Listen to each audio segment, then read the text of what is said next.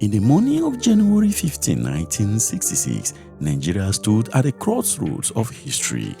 In this video, I will take a deep dive into what would have happened if Major Chukwuma Kaduna Nzeogwu's 1966 coup had fully succeeded. I will answer the question, would Nigeria have been saved from corruption and subsequent civil war, or would it have been plunged into decades of authoritarian rule and deep ethnic divisions? This is a hypothetical analysis of what would have happened if Kaduna Nzeogwu's January 1966 coup succeeded. Welcome to this edition of Hispel Media. My name is Gabriel Adidia. If you enjoyed this one, let me know in the comment section, and remember to like the video and subscribe to the channel if you have not done so already. Remember, you can also suggest any hypothetical scenario you want us to talk about in future. Without much ado, let's get to it. In the morning of January 15, 1966, Nigeria stood at a crossroads of history. A group of young, idealistic and somewhat disillusioned majors in the Nigerian army had decided that the country's nascent democracy was rotten, plagued by corruption, tribalism, and political chaos. Their solution was drastic: to sweep away the old political order through the sheer force of arms. Major Chukwuma Kaduna Nzeogwu, the charismatic leader of the plot, promised to rid Nigeria of what he described as corrupt and inept politicians. For him and his fellow officers, Major Emmanuel Ifeajuna, Major Adewale Ademoyega, Major Chris Anuforo, and Major Donatus Okafor, the coup was not just an act of rebellion, but it was in their minds a revolution. However, in actual history, the coup faltered. It was only partially successful, collapsing within days and leaving Nigeria in the hands of Major General Johnson Thomas Aguiyi, who tried to steady the ship, but instead deepened mistrust among the ethnic groups.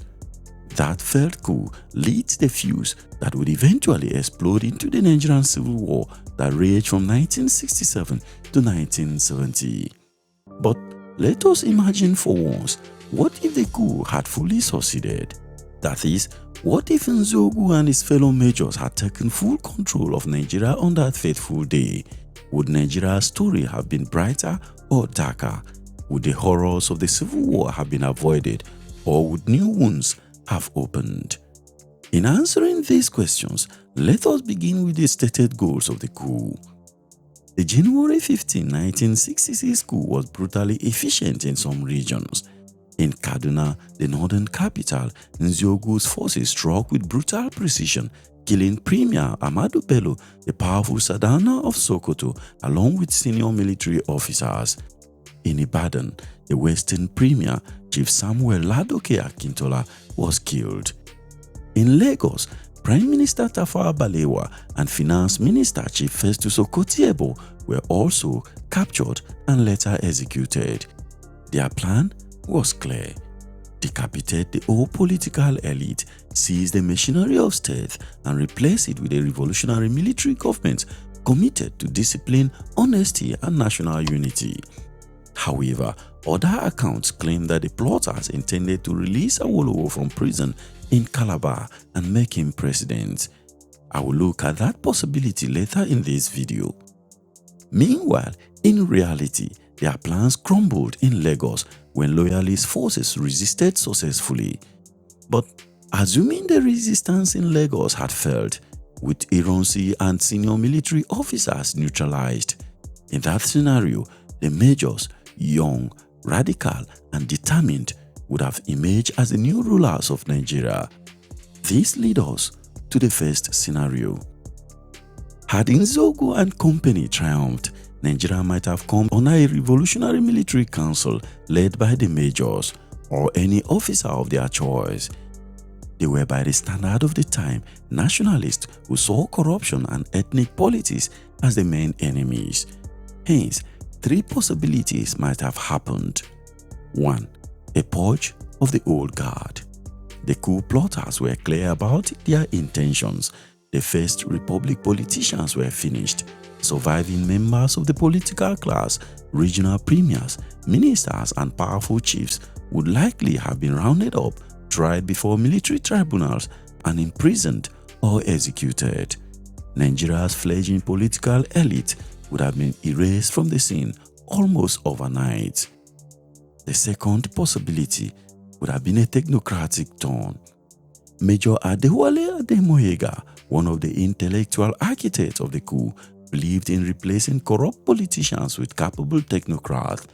Under his influence, Nigeria may have seen the rise of a technocratic administration with professional engineers, teachers, and economists running ministries and parastatals. The third possibility would have been ethnic neutrality, at least at first. The majors were in principle opposed to tribalism. Nzeogwu himself had said, "We are tired of the political profiteers, the men who seek to enrich themselves and their families."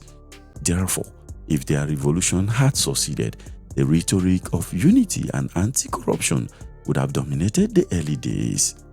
But for how long? So what is your guess? Leave a comment below. Meanwhile, in the short term, Nigeria may have experienced a sense of relief. Corruption trials, executions of high-profile figures, and a sharp break from the chaos of the First Republic could have restored faith in governance. However, there would still have been some challenges. The greatest challenge for the coup plotters wouldn't have been governance, but perception. The killings of January 15 disproportionately affected northern leaders. Ahmadu Bello, Tafawa Balewa, Brigadier Mai Malari, Colonels Abogo Lageman and Kor Mohammed were almost all from the north. Meanwhile, key eastern leaders such as Dr. Nnamdi Azikiwe, the ceremonial president who happened to be out of the country, and Michael Okpara, the eastern premier, were untouched. The perception would have been immediate. This was not a national revolution, but an Igbo coup. So, at the major's consolidated power, the North would likely have reacted with deep hostility. The northern aristocracy, wounded by the loss of its political leaders, might have mobilized resistance through loyalist soldiers and civilian uprisings. Civil disturbances, even pogroms, would have broken out earlier than it did. The Revolutionary Council, therefore, would have faced a dilemma: how to prove its neutrality while having already eliminated most of the northern elite. This would then lead us to the second scenario. Let us imagine, however, that Nzeogwu's council was clever enough to navigate these ethnic suspicions. It would have led to three possibilities. 1. A balanced inclusion in a military government. This council could have deliberately co-opted surviving officers from the north and the west to create a power-sharing council that reassured all regions. By appointing northerners and Yoruba technocrats into prominent positions, the council might have softened the narrative of an Igbo agenda. The second possibility was national reform. The majors were committed to dismantling the system of corrupt patronage that had crippled Nigeria. If they had enacted sweeping land reforms, tackled corruption head-on, and invested in infrastructure and education, they could have won popular legitimacy. And the third possibility is that no counter-coup or civil war would have erupted. In actual history, the failed January coup was followed by Ironsi's regime, then by the bloody counter-coup of July 1966, which unleashed ethnic killings that spiraled into the civil war. If the majors had succeeded fully in January, the July counter-coup might never have happened. Without the massacres of Igbos in the north, the secessionist movement of Biafra might never have gained traction. In this scenario, Nigeria could have been spared the trauma of the Biafran War. Millions of lives might have been saved, and the country might have developed under a disciplined military technocratic regime. But that brings us to the third scenario. There is another possibility that one often overlooked when imagining a successful coup. One of such possibilities is the logic of violence. The January 15 coup was drenched in blood. Political leaders were shot in their homes, and senior officers were executed without trial. If the coup had succeeded, the Revolutionary Council might have continued to rule by the gun. Dissent could have been crushed ruthlessly, with executions and purges becoming routine. The second possibility was the erosion of democracy.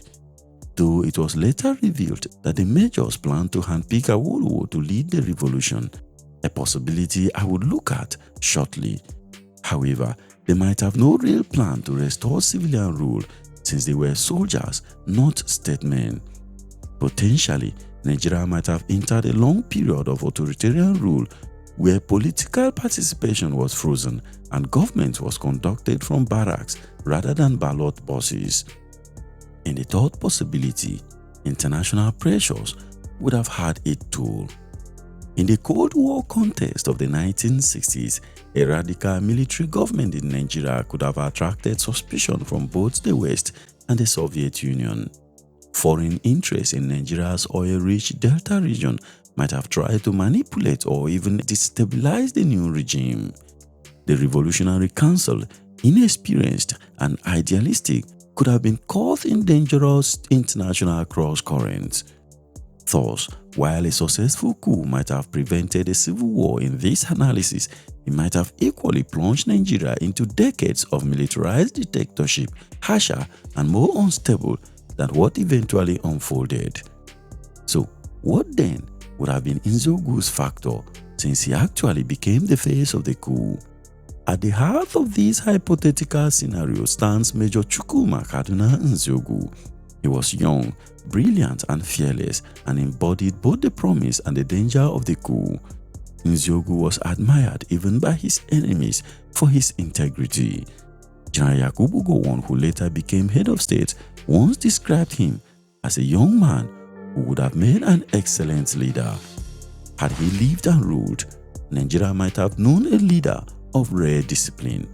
However, Nzeogwu was also uncompromising, impatient with politics, and untested in governance. His revolution could have inspired a generation, or it could have devoured itself in purges and authoritarianism. Notwithstanding, if we can project further, we will begin to ask, what might Nigeria have looked like 20 or 30 years later under a successful January coup? To answer this question, there are three possibilities. 1. There would have been no civil war, but regional tensions. There might have been no civil war, but regional tensions could have been highly possible. And without Biafra, Nigeria might have remained loosely united, but ethnic suspicion would have lingered. The Revolutionary Council might have spent decades balancing regional interests, preventing outright secession, but never fully healing mistrust. The second possibility would have been delayed or accelerated development. Another possibility was delayed or accelerated development of the nation. If corruption was genuinely curtailed, Nigeria could have built a stronger foundation for development in the 1970s oil boom. Roads, schools, and industries might have grown faster under disciplined military rule. On the other hand, excessive authoritarianism might have stifled creativity and political freedom, breeding resentments. And this leads us to the final point, the faith of democracy. A successful coup in 1966 might have buried democracy for a generation. Nigeria might have evolved into a developmental dictatorship similar to some Asian and other African states where economic growth were prioritized over political freedoms. In the end, the January 15, 1966 coup remains one of Nigeria's greatest what-if moments. Had it succeeded, the country might have been spared the agony of the civil war, and corruption might have been tackled more decisively. A disciplined technocratic regime would have positioned Nigeria as a rising star in Africa. Yet, the coup also carried the seeds of dictatorship and division. Its bloody origin, its ethnic imbalance, and its lack of a clear democratic roadmap means that even success might have come at a heavy price. But the aftermath of the partially failed adventure followed a different path, one of failure, counter-coups, civil war, and decades of military rule. So, what is your thought on this? Let me know what you think in the comment section. If you enjoyed this video, do well to hit the like button and subscribe to the channel if you have not done so already. You can also share with your friends and family on social media. And I'll see you in the next video. Thank you very much for watching. Peace.